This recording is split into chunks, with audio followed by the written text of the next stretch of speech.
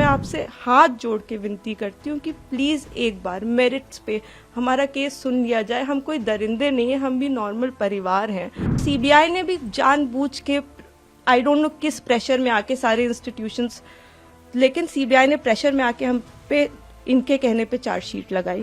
अगर एक भी सबूत है कि मेरे पिता ने उस लड़की की तरफ आंख उठा के भी देखा है तो आप मेरे फादर को फांसी दें। इतने अच्छे सबूत हैं और जब तक मैं जिंदा हूं तब तक तो वो कागज कोई नहीं मिटा सकता, वो फैक्ट्स कोई नहीं मिटा सकता। मैं बस इतना ही कहना चाहती हूँ कि अगर एक भी प्रूफ है कि मेरे पिता ने उनकी तरफ जो ये एलेज कर रही हैं आंख उठा के भी देखा है तो आप मेरे पिता को फांसी चढ़ा दीजिए।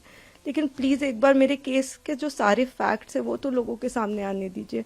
हम बहुत ही मुश्किल से जुडिशरी के पास गए थे, हमारे अपील में हमने सारे फैक्ट्स फाइल किए हुए हैं। उन्होंने अपनी टाइमिंग 3 बार बदली है। पहले उन्होंने कहा दोपहर 2 बजे, फिर उन्होंने एक मीडिया स्टेटमेंट दिया, उन्होंने कहा नहीं 2 बजे नहीं हुआ, शाम को 6 बजे हुआ। ये उन्होंने ऐसे इसलिए किया क्योंकि ऑलरेडी एक फोटो है मेरे पिता की कि वो मम्मी के साथ एक इवेंट में मौजूद है 2 बजे। फिर फाइनली उन्होंने जब FIR लॉन्च की उसमें समय बदल दिया, 8 से 8:30 कर दिया। रिकॉर्ड पे है कि जो मेरे फादर की लोकेशन है वो जो अलेज कर रही है जो जगह, उससे 17 किलोमीटर दूर मेरे फादर की लोकेशन है। वो खुद उस वक्त फोन पे बात कर रही हैं जिस वक्त उन्होंने ये टाइमिंग अलेज की है। तो इतने सारे सबूत होने, एम्स की रिपोर्ट है जो बता रही है कि वो 18 साल के ऊपर है और वो खुद को माइनर 15 साल की बच्ची बताती हैं। मैं बस ये आपके माध्यम से कहना चाहती हूँ कि मैं समझ रही हूँ कि आपकी भावना एक तरफ जुड़ी हुई है क्योंकि आपने ये सारे फैक्ट शायद कभी सुने नहीं है और ना किसी ने हमें नहीं अप्रोच किया कि आप अपना आपके फैक्ट्स क्या है। किसी ने उनसे कभी पूछा कि आप एक सबूत दिखा दीजिए कि आपकी तरफ कुलदीप सिंह सेंगर ने कभी आंख उठा के भी देखा। मैं कह रही हूँ अगर वो दिखा दे तो फांसी दे दे, लेकिन आप इस तरह का अनड्यू प्रेशर बना के, वो उन्होंने क्या किसी को बताया कि वो एक पॉलिटिकल पार्टी से एसोसिएटेड है। 2022 में उनकी माँ ने विधानसभा का चुनाव लड़ा हुआ है उन्नाव से। ये सब चीजें वो नहीं बताएंगे क्योंकि वो सब चीजें उनके नैरेटिव को सूट नहीं करता। हम भी 2 बेटियां हैं, 8 साल से ड्यू प्रोसेस, मतलब हम कभी धरना देने नहीं बैठे, हम कुछ नहीं किया, हम ड्यू प्रोसेस पे विश्वास रखते और आज भी हमें पूरा विश्वास है कि अंत में, क्योंकि हमारा केस इतना स्ट्रांग है, अंत में हमारी जीत होगी। लेकिन 8 साल हो गए। मैं आपसे हाथ जोड़ के विनती करती हूँ कि प्लीज एक बार मेरिट्स पे हमारा केस सुन लिया जाए। हम कोई दरिंदे नहीं है, हम भी नॉर्मल परिवार हैं और वो हमें कुछ भी पावरफुल बोल ले या कुछ भी कह ले, असल बात तो यही है ना कि 8 साल से इतने सबूत होने के बावजूद वो जेल में बंद है क्योंकि एक बार आपने ऐसा झूठा इल्जाम उन पे लगा दिया। इस केस में इन्होंने स्टेटमेंट्स तो अपने बहुत सारे बदले ही हैं जो कि आप अगर मुझसे कहेंगे तो मैं आपको डिटेल में प्रोवाइड कर दूंगी। इन्होंने समय 3 बार बदला है। पहले इन्होंने कहा कि दोपहर को 2 बजे कुलदीप सिंह सेंगर ने मेरे साथ रेप किया। उसके बाद इन्होंने कहा नहीं दोपहर के 2 नहीं बज रहे थे, शाम के 6 बज रहे थे। फिर इन्होंने चेंज किया, कहा नहीं ये नहीं हो रहा था, शाम के 8:30 बज रहे थे। जब सीबीआई ने मेरे फादर की लोकेशन निकाली तो उनकी लोकेशन 17 किलोमीटर दूर उनके उन्नाव ऑफिस की पाई गई। सीबीआई ने दूसरे केस में सीबीआई ने जानबूझ के हमें चार्जशीट किया और उसके बाद जब दूसरे केस में चार्जशीट लगाई तो हमें पता लगा कि हमने जब वो CDR देखे तो हमें पता लगा कि ये तो उस वक्त पे फोन पे बात कर रही थी। तो सीबीआई ने भी जानबूझ के आई डोंट नो किस प्रेशर में आके सारे इंस्टीट्यूशंस, लेकिन सीबीआई ने प्रेशर में आके हम पे इनके कहने पे चार्जशीट लगाई। मैं देखिए किसी पे इल्जाम नहीं लगा रही, मैं बस ये कह रही हूँ कि अभी भी ये सारे तथ्य हमारी अपील में मौजूद है। हमारे पास इनका एक रिकॉर्ड है। एक बार हमारी बात प्लीज सुन ली जाए क्योंकि हम भी बेटियां हैं, 8 साल से इधर उधर भटक रहे हैं। उनके साथ देने के लिए तो बहुत लोग हैं। हम अकेले ही कोर्ट जाते हैं, अगर वो हमें गाली देते हुए भी हमारे बगल से निकल जाती हैं तो उनके पास सिक्योरिटी है, हमारे पास मैडम सिक्योरिटी नहीं है।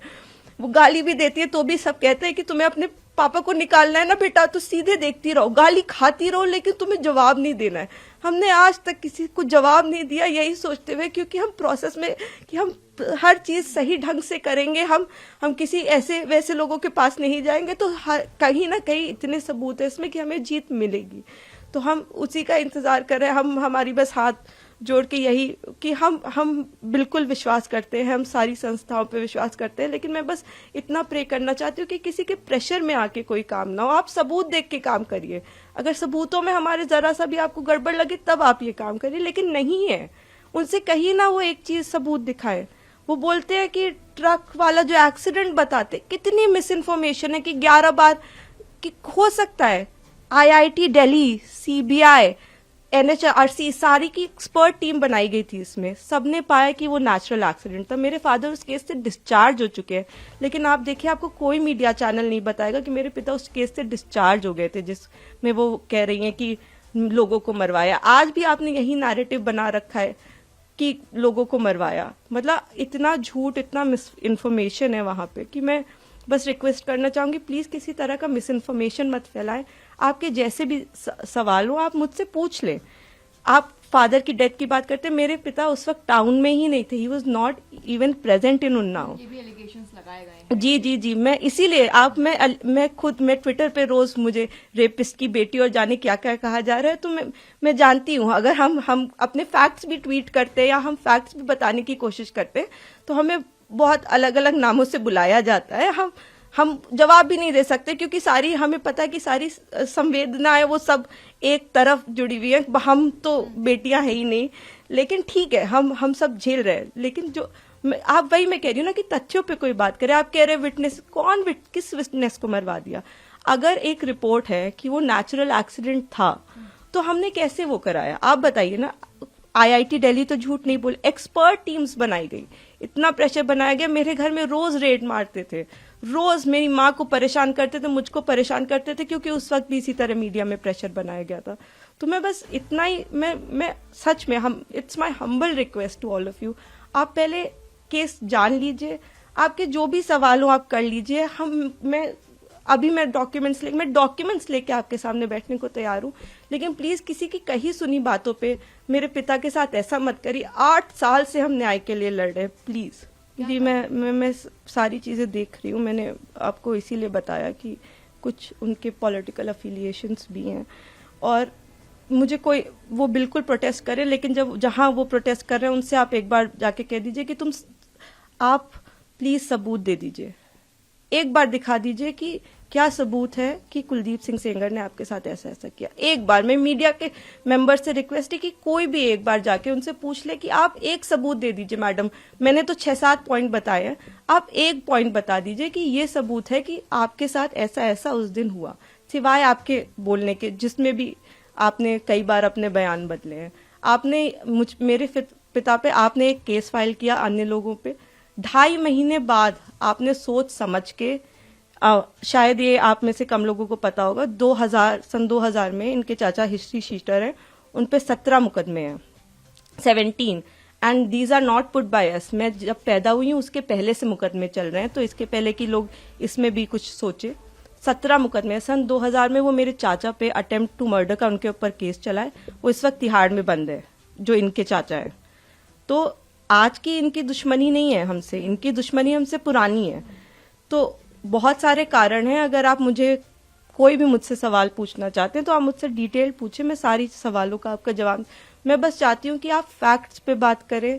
आप एक बार, मैं भावनाएं समझती हूँ सबकी, किसी को भी, मैं खुद एक बेटी हूँ, मुझे ये कहानी किसी बच्ची की सुनाई जाती तो मैं भी शायद ट्विटर पे गालियां ही लिख रही होती, लेकिन उस कहानी में कितना सच है ये जान लीजिए कि दूसरी तरफ भी हैं बेटियां, दूसरी तरफ भी लोग हैं। जिस इंसान को आप इतना बुरा समझ रहे हैं वो नहीं है, वो 2 बच्चियों के, और मैं इसलिए नहीं कह रही कि आप आर्ग्यूमेंट्स वो लेके आए, लेकिन वो भी इंसान, क्या उन्होंने देखा भी आंख से? आप एक प्रूफ दे दीजिए और आप मेरे पिता को फांसी पे चढ़ा दीजिए। मैं कह रही हूं, अगर एक भी सबूत है कि मेरे पिता ने उस लड़की की तरफ आंख उठा के भी देखा है तो आप मेरे फादर को फांसी दें।